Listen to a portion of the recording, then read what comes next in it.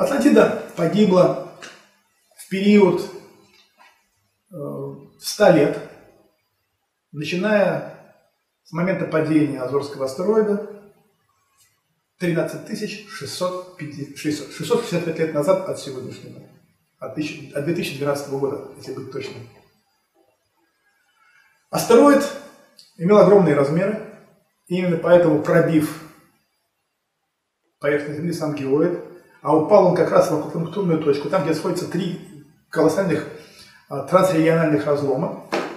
Все это привело к тому, что вылившаяся лава на поверхность вызвала колоссальные землетрясения, потом паровые столбы, которые описаны во всех древних текстах.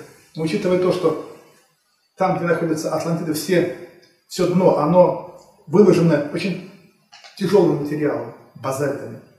То есть Атлантида по мере вытекания лавы постепенно опускалась именно за счет своей тяжести. Вот эта часть поверхности Земли опускалась вниз. Все опущение заняло около 100 лет.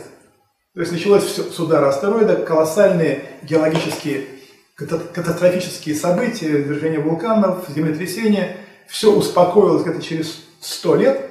К этому времени Атлантида полностью затонула. То есть она затонула в результате падения крупного астероида. Крупного. Даже не астероида, а планетоида.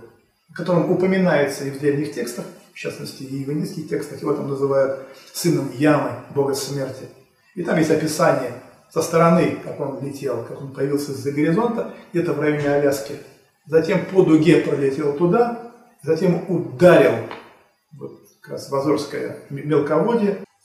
В текстах, в древних текстах майя, в частности в Попа-2 или у индейцев в Хопе, в индийских древних текстах и китайских, есть красочное описание, упоминание о том, как летел гигантский планетоид, о том, как он взорвался на территории Атлантического океана в результате удара по нему этими терминаторами, которые пытались отклонить этот крупный планетоид. И о том, как огненные змеи, как текст живописно описывает, кожа огненных змей, то есть дым слетая, они падали, эти куски, на берег, в океан. Погибли тысячи людей, кто был на берегу, и детей, и женщин, и стариков. Пострадало огромное количество людей от этого падения. Соответственно, говоря о судьбе Атлантиды, можно с полной уверенностью сказать, что Атлантида погибла не в результате каких-то там генетических экспериментов, не в результате использования какого-то ядерного оружия, ни в коем случае. Она погибла в результате падения крупного космического тела, планетоида 13 665 лет назад.